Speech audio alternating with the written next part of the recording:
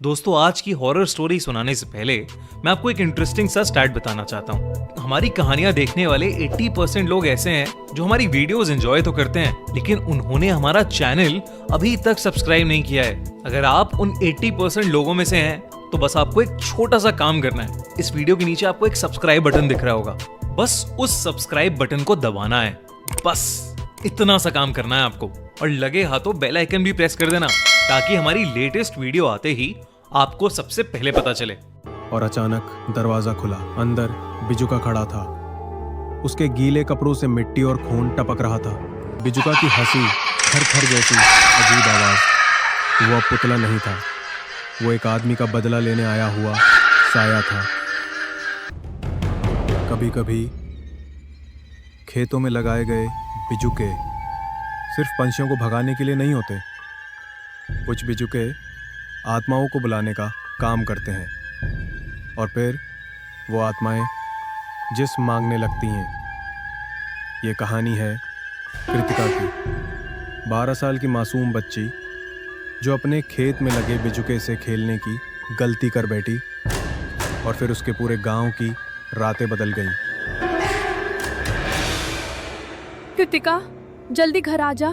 देख तो सूरज डूब रहा है। अंधेरा खेतों में जल्दी उतर आता है, और अंधेरे के बाद खेत में रुकना अच्छा नहीं होता। तू जानती है ना, तेरे नाना हमेशा कहते थे सांझ के बाद ये खेत खाली नहीं रहते, यहाँ कुछ और भी भटकता है। चल मेरे पास आ, अब देर मत कर। माँ, जरा देखो तो, ये बसूका कितना अजीब लग रहा है। इसका चेहरा बिल्कुल वैसा नहीं है जैसा बाकी खेतों में देखा है। ऐसा लगता है जैसे किसी इंसान का असली चेहरा इस पर चिपका दिया हो। माँ, ये मुस्कुरा भी रहा है क्या? मुझे लग रहा है ये मुझे ही देख रहा है। चुप हो जा पगली, उस बिजूके के पास मत जा। ये सिर्फ कपड़े और लकड़ी का पुतला नहीं है।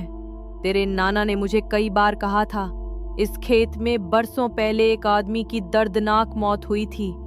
लोग कहते हैं उसकी रूह यहाँ चैन से नहीं सो पाई, और उसी को बांधने के लिए ये बिजूका बनाया गया। इसलिए मैं कहती हूँ, उस चीज से दूर रह जो इंसान का रूप लेकर भी इंसान न हो। मतलब इसमें सच में भूत है माँ? क्या ये वही आदमी है जिसकी मौत हुई थी? क्या वो अब भी हमें देखता है इस बसूके की आंखों से? माँ, अगर ये सच है तो ये बहुत डरावना है, लेकिन मुझे जाने क्यों इसको देखते रहने का मन कर रहा है।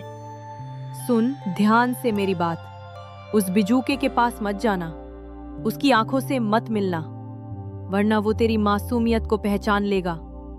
मैं नहीं चाहती कि तू भी उस बदकिस्मती में फंस जाए जो इस खेत से जुड़ी है। बस दूर रह, हमेशा दूर रह। लेकिन बच्चों को जितना मना किया जाए वो उतना ही करने की कोशिश करते हैं। कृतिका की आंखों में उस बिजुके को लेकर एक अजीब खिंचाव था। आधी रात कृतिका नींद से अचानक जाग उठी। उसे खिड़की पर खटखट की आवाज सुनाई दी। कौन है? ये खिड़की पर कौन खटखटा रहा है? इतनी रात को यहाँ तो कोई आता भी नहीं। कहीं ये वही बसूका तो नहीं? खिड़की पर बिजुके का साया, लंबा टेढ़ा मेढ़ा भीगता हुआ, आंखों में हल्की लाल चमक। माँ, जल्दी देखो, बसूका वो हमारी खिड़की के बाहर खड़ा है। उसकी गर्दन टेढ़ी हो रही है और उसकी आंखें लाल चमक रही हैं। माँ प्लीज देखो ना, मैं झूठ नहीं कह रही। माँ डांटते हुए लेकिन डर छुपाते हुए बोलती है, पागल मत बन कृतिका, बिजूका कभी हिल नहीं सकता। ये तेरे सपनों का वहम है, नींद पूरी नहीं हुई होगी। चल आंखें बंद कर और सो जा, वरना डर और गहरा हो जाएगा। मैं यही पास में हूँ, कोई तुझे छू भी नहीं पाएगा। लेकिन कृतिका ने साफ देखा था, बिजुका हिल रहा था। उसकी गर्दन टेढ़ी हो चुकी थी और वह धीरे धीरे खिड़की की तरफ बढ़ रहा था। कृतिका डरी हुई माँ से कहती है, माँ, आज मैं खेत में गई थी और मैंने अपनी आंखों से देखा, उस बसूके का सिर बदल गया है। ये वही सिर नहीं है। पहले तो वो कपड़े का सिर था, पर अब उसमें किसी इंसान का चेहरा है, और वो चेहरा मुझे घूर रहा था, जैसे वो मुझसे कुछ कहना चाहता हो। क्या बकवास कर रही है तू? सिर बदल गया? ये कैसे हो सकता है? मैंने अपने हाथों से वो सिर लगाया था, हर गांठ बांधी थी। तू मुझसे झूठ क्यों बोल रही है? तू जानती है ना, ऐसे मजाक इस घर में मना है। डर का नाम मत लिया कर। नहीं माँ, ये मेरा वहम नहीं है। मैंने साफ देखा था, उस बसूके की आंखें झपकी थी। उसमें किसी आदमी का चेहरा है और वो मुझे देख रहा था, जैसे जैसे मुझे अपने पास बुला रहा हो। माँ, मुझे बहुत डर लग रहा है। माँ ने सोचा शायद बच्ची का वहम है, लेकिन उस रात जब माँ पानी लेने उठी, उसने भी देखा बिजुका घर के दरवाजे के पास खड़ा था। दरवाजे पर ठक ठक ठक जोर की हवाएं, बिजली चमकने की आवाज। हे भगवान, ये कौन सी मुसीबत हमारे सिर पर डाल दी तूने? मैंने तुझे कितनी बार मना किया था, उस चीज को छूना तक मत। अब अगर वो सचमुच जाग गया है तो मैं तुझे कैसे बचाऊंगी मेरी बच्ची? हे प्रभु, हमारी रक्षा कर। कृतिका रोते हुए बोलती है, माँ, वो अब घर के दरवाजे पर खड़ा है। अगर दरवाजा खुला तो वो अंदर आ जाएगा। माँ, मुझे बचा लो, मैं अब कभी उसके पास नहीं जाऊंगी। माँ प्लीज, वो हमें ले जाएगा। दरवाजा कांपने लगा और अचानक दरवाजा खुला। अंदर बिजुका खड़ा था।